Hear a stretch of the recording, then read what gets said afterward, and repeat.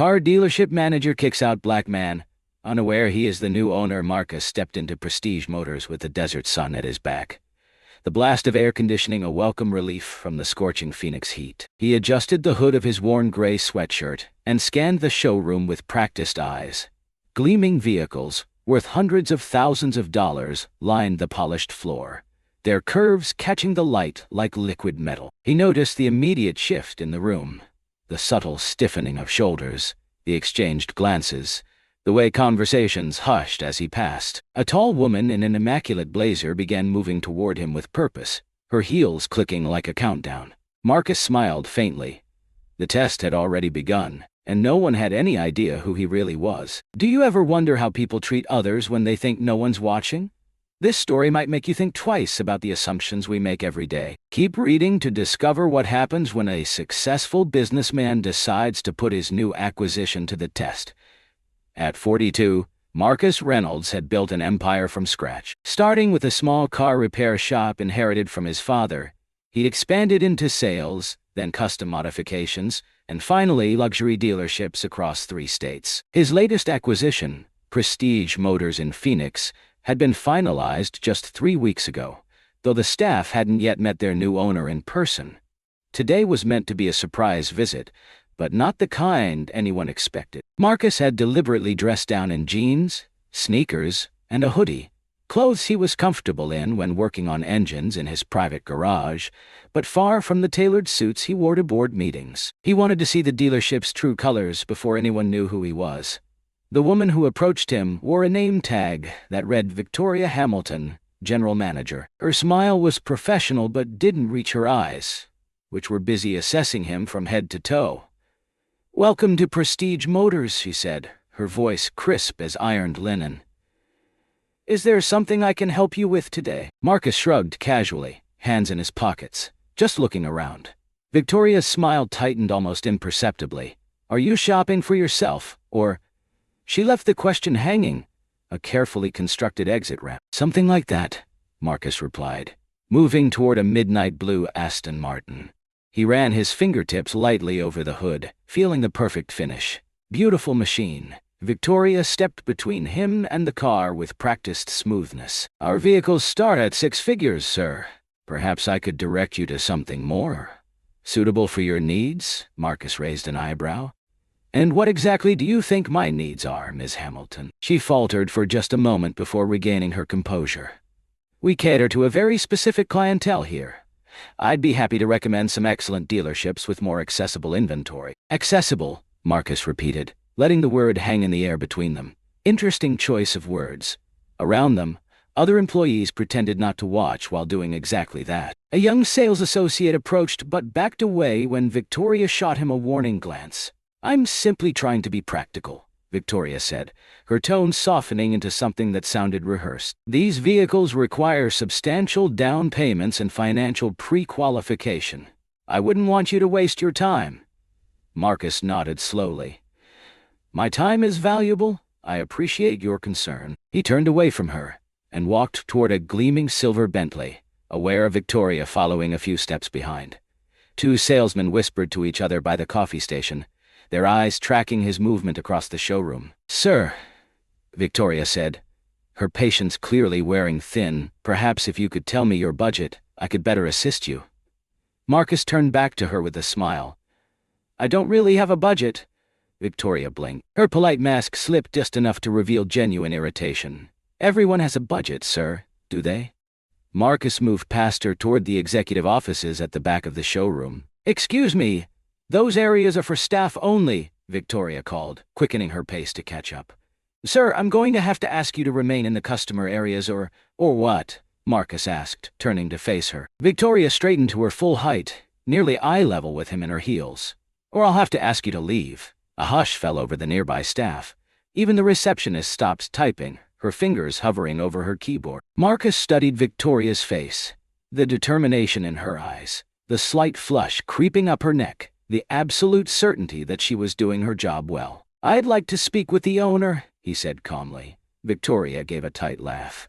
"The owner doesn't take unscheduled meetings, especially not with—" She caught herself, but not quickly enough. With people like me, Marcus finished for her.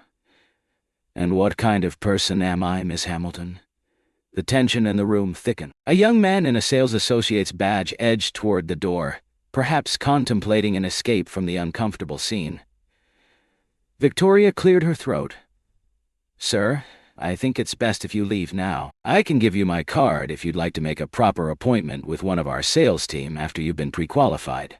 Marcus didn't move. Call the owner. That's not possible. It is. Trust me. It is. He pulled out his phone and held it up. Or I can do it myself. Victoria's professional veneer cracked slightly, uncertainty creeping in. Are you claiming to know the owner? I'm not claiming anything. Marcus dialed a number and lifted the phone to his ear. Victoria watched him, confusion evident on her face. Around them, the entire showroom seemed to hold its breath. Yes, David, it's Marcus. I'm at Prestige Motors. He paused, listening. Yes, that's right. Could you please inform Miss Hamilton who I am? She seems reluctant to believe me. Another pause. Great. Thanks. He ended the call and slipped the phone back into his pocket. Victoria's eyes narrowed. Who was that? Before Marcus could answer, the front door slid open, and David Chen, the regional director who had handled the acquisition paperwork, rushed in. His eyes widened when he spotted Marcus in his casual clothes, then darted to Victoria's confused face. Mr. Reynolds, David called, extending his hand as he approached. I didn't expect you today. I see you've met our general manager. Victoria froze, her face draining of color. Reynolds? She repeated faintly. David turned to her, his expression a mixture of confusion and growing concern. Victoria, this is Marcus Reynolds, the new owner of Prestige Motors. The acquisition was finalized last month. Victoria stared at Marcus, her mouth opening and closing without sound. The shock on her face would have been comical in any other circumstance. Marcus offered his hand to her. Nice to formally meet you, Miss Hamilton. I think we should continue this conversation in your office, don't you? The walk to Victoria's office was perhaps the longest 30 seconds of her career. Each step seemed to echo with the magnitude of her mistake. Staff members pretended to be occupied with tasks while stealing glances at the procession. Victoria leading with rigid posture, Marcus following with calm composure, and David bringing up the rear with visible anxiety. Victoria's office was a testament to her professional achievements. Awards and certifications decorated the walls, sales records were prominently displayed, and everything from the sleek desk to the ergonomic chair spoke of success and authority. Now, as she closed the door behind them, that carefully constructed image of perfection felt like a facade about to crumble. Please, have a seat, she offered, gesturing to the chairs across from her desk. Her voice sounded strange to her own ears. Too high, too brittle. Marcus took a seat, his relaxed posture a stark contrast to her tension. David remained standing near the door, as if preparing for a quick escape if necessary. Victoria Hamilton had been the general manager of Prestige Motors for 7 years. She'd worked her way up from sales, building a reputation for moving high-ticket inventory and maintaining excellent customer satisfaction ratings, at least among the clientele she deemed worthy of her attention. Now sitting across from her new boss in her own office, that carefully constructed career felt like a house of cards in a windstorm. Mr. Reynolds, I cannot begin to express how deeply sorry I am, she said, her voice barely above a whisper. My behavior was completely unacceptable. Marcus leaned back in his chair, studying her. The initial amusement he'd felt at her shock had faded, replaced by something more contemplative. Why did you treat me that way, Victoria? He asked, his tone genuinely curious rather than accusatory.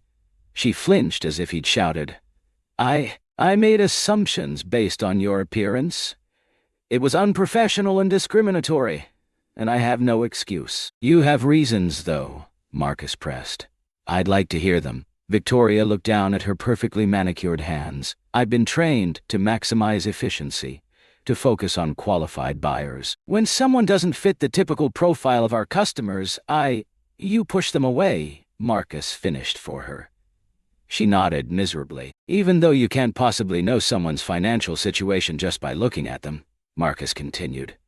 Even though some of the wealthiest people I know dress casually, even though judging people by their appearance is not only morally wrong, but also terrible business. Victoria remained silent, her usual confidence shattered. How many potential sales do you think you've lost with this approach? Marcus asked. How many people have walked out of here feeling exactly the way you made me feel? I don't know, she admitted. Neither do I, Marcus said. But I intend to find out. He stood up. Gather all staff in the conference room in 15 minutes. I want everyone there. After Victoria left to make the arrangements, David Chen slipped into the office, closing the door behind him. I'm so sorry about this, Marcus, he said, genuine distress in his voice. I had no idea Victoria was operating this way. Her sales numbers are excellent, but clearly, Marcus held up a hand. This isn't just about Victoria, David. This is a culture problem, and culture starts at the top. David nodded, absorbing the implicit criticism. What are you planning to do? Marcus looked through the glass walls of the office at the showroom beyond, where staff members were nervously whispering to each other, stealing glances toward the management offices. I'm going to fix it, he said simply. That's easier said than done, David replied, his brow furrowed. Victoria's been running this place her way for years. The staff follows her lead. Marcus turned to him, his expression resolute. Change is difficult but necessary. I didn't build my business by avoiding difficult conversations. He moved to the window, watching as Victoria moved through the showroom, gathering the staff. Her body language was tense, her movements stiff, but she was executing his instructions. You know, Marcus said, almost to himself. My father taught me something important when I was young, he said. People will forget what you said, people will forget what you did, but people will never forget how you made them feel. David nodded, recognizing the wisdom in the words. Today, Victoria made me feel less than human, Marcus continued. I can handle it. I've dealt with worse. But what about all the others who walked through those doors and got the same treatment? People who saved for years to buy their dream car, only to be judged and dismissed before they could say a word. He turned back to David, his expression serious. That stops today. Have you ever walked into a place and immediately felt like you didn't belong? The feeling of being judged before you even speak is something too many people face every day. As Marcus prepares to address his staff, think about a time when you were in his shoes, or Victoria's. 15 minutes later, Marcus stood at the head of the conference table, looking at the assembled staff of Prestige Motors. 22 faces stared back at him with expressions ranging from curious to anxious. Victoria sat stiffly at the far end, her usual commanding presence diminished. For those who haven't heard yet, my name is Marcus Reynolds, and I'm the new owner of Prestige Motors, he began. This wasn't how I planned to introduce myself, but sometimes the most valuable lessons come from unplanned moments. He paced slowly at the front of the room, making eye contact with each person. I came here today dressed casually because I wanted to experience this dealership the way an average customer would. What I experienced was disappointing, to say the least. A few staff members shifted uncomfortably in their seats. I was judged, dismissed, and nearly thrown out. All because I didn't look like what someone thought a Prestige Motors customer should look like. He paused, letting the words sink in. The question is, am I the exception or the rule? The silence in the room was deafening. I want to hear from you, Marcus continued. Is this how we typically treat people who don't look the part? For several seconds no one spoke. Then a young man at the middle of the table raised his hand hesitantly. Go ahead, Marcus encouraged. I'm Tyler Jenkins, sir. I've been a sales associate here for 8 months. He glanced nervously at Victoria before continuing. To be honest, we're encouraged to prioritize our time with customers who seem like serious buyers. And how do you determine who's a serious buyer, Tyler? The young man swallowed. Well, how they're dressed, what car they arrive in, sometimes their accent or how they speak. Marcus nodded. Anyone else? A woman in her 30s spoke up. Sarah Collins, Finance Department. I've seen customers get different financing options presented to them based on similar factors, even when their credit scores are identical.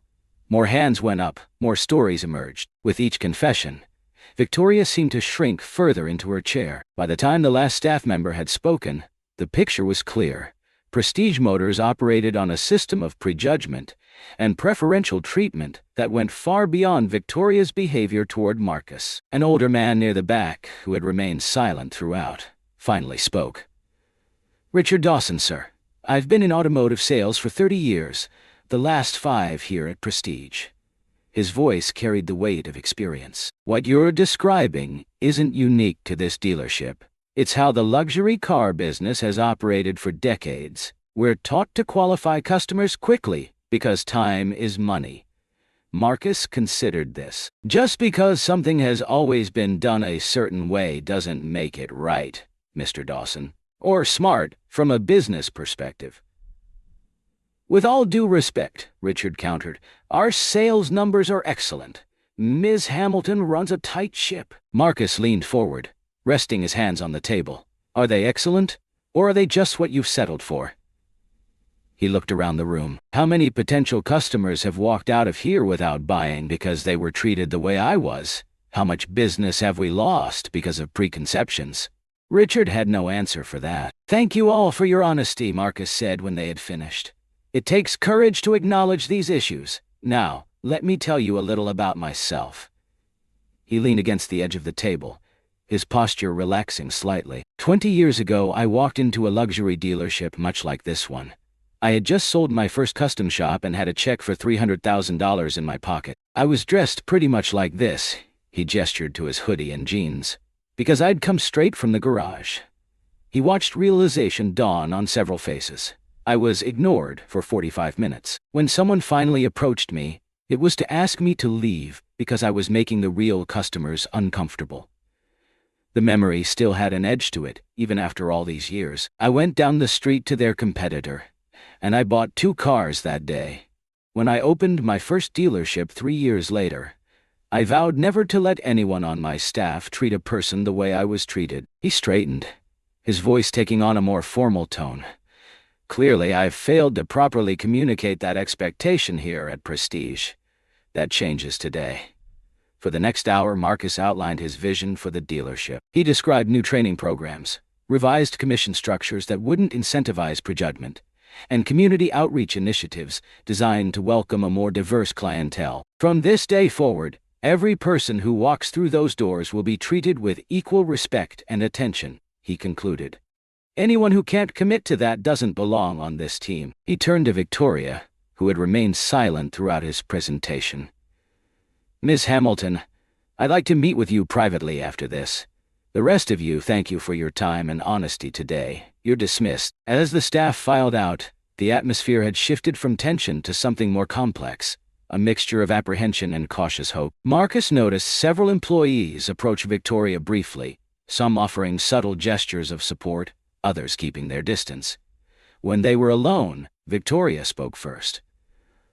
"Are you firing me?" Her voice was steady, resigned. Marcus took a seat across from her. "That would be the easy solution, wouldn't it?" She looked up, confusion replacing the defeat in her eyes. "The problem is," Marcus continued, "firing you doesn't solve the underlying issues here. It just makes me feel better temporarily and gives everyone else someone to blame instead of examining their own behavior. I don't understand. I'm not going to fire you, Victoria. I'm going to challenge you to be better." He leaned forward, his expression serious. "You're clearly intelligent and driven. You have leadership qualities that the staff respects. What you lack is perspective and a moral compass that extends beyond sales targets." Victoria flinched but didn't dispute his assessment. "Starting tomorrow, you're going to work with a diversity consultant I've used at my other dealerships. For the next month, you'll spend 3 days a week volunteering at community centers in neighborhoods you've probably never visited. And you'll report directly to me on everything you learn. You're giving me a second chance?" The concept seemed foreign to her. "I believe in transformation, not just punishment," Marcus said. "But make no mistake, this is your only second chance. If I see or hear about any behavior that resembles what I experienced today, you'll be out immediately." Victoria nodded slowly, a complex mix of emotions playing across her face. "Thank you," she said finally. I won't disappoint you. It's not about disappointing me, Marcus corrected her. It's about becoming someone you can respect when you look in the mirror. After Victoria left, Marcus remained in the conference room alone. He pulled out his phone and scrolled through his contacts until he found the number he was looking for. Dr. Jameson? It's Marcus Reynolds. I need your help with a new dealership. Yes, it's exactly the situation we talked about. Can you start tomorrow? Good. I appreciate it. He ended the call and walked back into the showroom. The staff was back at work, though there was a nervous energy in the air. Some avoided eye contact, others seemed eager to prove themselves. Change was already happening, even if only at the surface level. The deeper work would take time. Marcus walked through the rows of luxury vehicles, running his hand along a Ferrari's flawless finish. His father had never owned a car like this, could never have afforded one.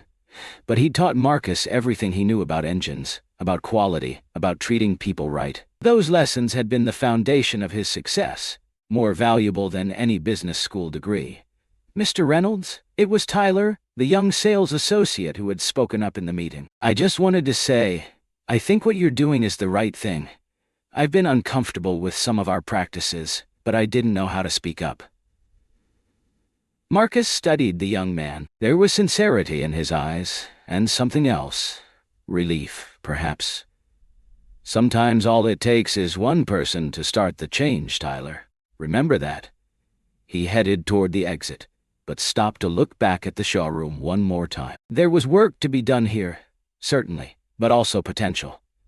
He saw in this dealership a reflection of his own journey, flawed but capable of transformation. 6 months later, Marcus stood at the back of the Prestige Motors showroom, watching Victoria chat with a young couple in ripped jeans and band t-shirts. The husband was explaining how he'd just sold his tech startup, while his wife evaluated the features of a custom-ordered McLaren. The change in the dealership was palpable. Gone was the stuffy, exclusive atmosphere, replaced by a genuinely welcoming environment where customers of all backgrounds browsed freely. Sales had increased by 27%, with customer satisfaction scores at an all-time high. David Chen approached, handing Marcus a coffee. Quite a transformation, he commented, nodding toward Victoria. People can surprise you, Marcus replied. Sometimes they just need the right motivation to change. Victoria concluded the sale with a handshake and walked the couple to the finance office before spotting Marcus and heading his way. Mr. Reynolds, I didn't know you were visiting today, she said, her smile genuine. Just passing through, he replied. Congratulations on the McLaren sale. Victoria glanced back at the couple disappearing into the finance department. They're actually the third non-traditional client this week to make a major purchase. That programmer couple yesterday bought the Lamborghini and the Ferrari. Non-traditional? Marcus questioned, eyebrow raised. Victoria caught herself, shaking her head with a self-deprecating laugh. Old habits in language, not in practice. I meant, they don't fit the outdated profile I used to rely on. She grew more serious. The diversity consultant you hired says I still have work to do. We all do, Marcus said. But you've come a long way. Victoria nodded, then hesitated before continuing. Actually, there's something I've been meaning to talk to you about. The community center in Westridge? I've been thinking about starting a program there. Career mentorship for high school students interested in business. Many of them have amazing potential but no guidance on how to break into corporate environments. Marcus smiled, seeing the genuine enthusiasm in her eyes. This wasn't about checking a box or fulfilling an obligation. Victoria had truly begun to change. I think that's an excellent idea, he said. Draft a proposal, and we'll see how Prestige Motors can support it. Tyler approached with a customer, an elderly woman in casual clothes who was interested in a sports car for her 70th birthday present. Victoria greeted her warmly, introducing herself and offering a test drive without a moment's hesitation. The contrast between this interaction and their first meeting was stark. After Victoria returned to work, David lingered, sipping his coffee thoughtfully. You know, most owners would have just fired her on the spot that first day. Marcus watched the activity in the showroom, the diverse staff interacting with an equally diverse clientele, the relaxed yet professional atmosphere, the absence of the exclusivity that had once defined the space. Then they would have missed out on all this, he said, gesturing to the transformed dealership. Sometimes people just need someone to believe they can be better than their worst moment. It wasn't just Victoria who changed, David observed. The whole culture shifted. Even Richard Dawson, who was so resistant at first, seems on board now. Marcus nodded, spotting the older salesman, earnestly showing a young black couple the features of a luxury SUV. People want to do better, generally. They just need the right environment and clear expectations. He thought back to that day 6 months ago, to the man in the hoodie who'd been judged before he'd spoken a single word, and to the woman whose biases had nearly cost her everything. Both of them had learned valuable lessons that day, though in very different ways. The truth is, Marcus said, that day was as much a test for me as it was for this dealership. I had to decide what kind of leader I wanted to be, one who punishes or one who transforms. The latter is a lot more work, David pointed out.